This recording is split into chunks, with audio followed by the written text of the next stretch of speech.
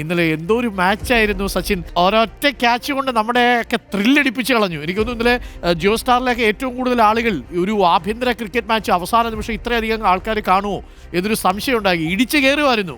നമ്മളെ കുറെ വർഷങ്ങളായിട്ടുള്ള നമ്മുടെ ഒരു ആഗ്രഹമാണ് നമ്മൾ ഈ ഒരു ഇങ്ങനെ ഇന്ത്യയിൽ തന്നെ പ്രസ്റ്റീജിയസ് ടൂർണമെന്റിന് നമ്മളൊരു കപ്പ് നേടുക എന്നുള്ള ഒരു കാര്യം. അപ്പോൾ ആ ഒരു 6 years മുന്നേ നമ്മള് ഒരു സെമി ഫൈനൽ വെച്ച് നമുക്ക് ഭയങ്കര സങ്കടം തോന്നിയൊരു നിമിഷമാണ്. പിന്നെ ഒരു 6 വർഷം എടുത്തു ഈ ഒരു പൊസിഷനിൽ എത്താൻ. ഇപ്പോൾ സച്ചിൻ ഈ എനിക്കൊന്ന് 25 റൺസ് വേണം, 3 വിക്കറ്റ് കയ്യിലുണ്ട്. വലിയ പ്രതീക്ഷ ആ സമയത്ത് ഉണ്ടായിരുന്നില്ലെന്ന് തോന്നുന്നു അല്ലേ? നല്ല ടെൻഷനിലായിരുന്നു അല്ലേ അവസാനത്തെ ഏകദേശം ഒരു 4-5-6 ഓവറുകൾ?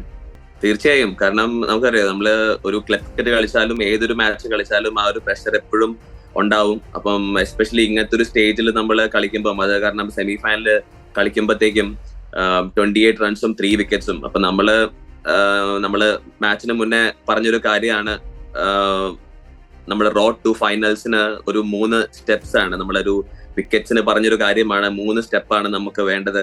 ആ റൺസ് നോക്കണ്ട, പക്ഷെ ഒരു 3 നല്ല ഗുഡ് ബോൾ മതി നമുക്ക് നമ്മുടെ ആ ഒരു ഡ്രീം അച്ചീവ് ചെയ്യാൻ. സോ അതെല്ലാരും വിശ്വസിച്ചു. പക്ഷെ എല്ലാവർക്കും ആ ഒരു പ്രഷർ ഉണ്ടായിരുന്നു. ബട്ട് നമ്മളാരും അത് പുറത്ത് കാണിക്കാതെ ഒരു മിറാക്കിൾ സംഭവിക്കുമെന്ന് we believed and it happened.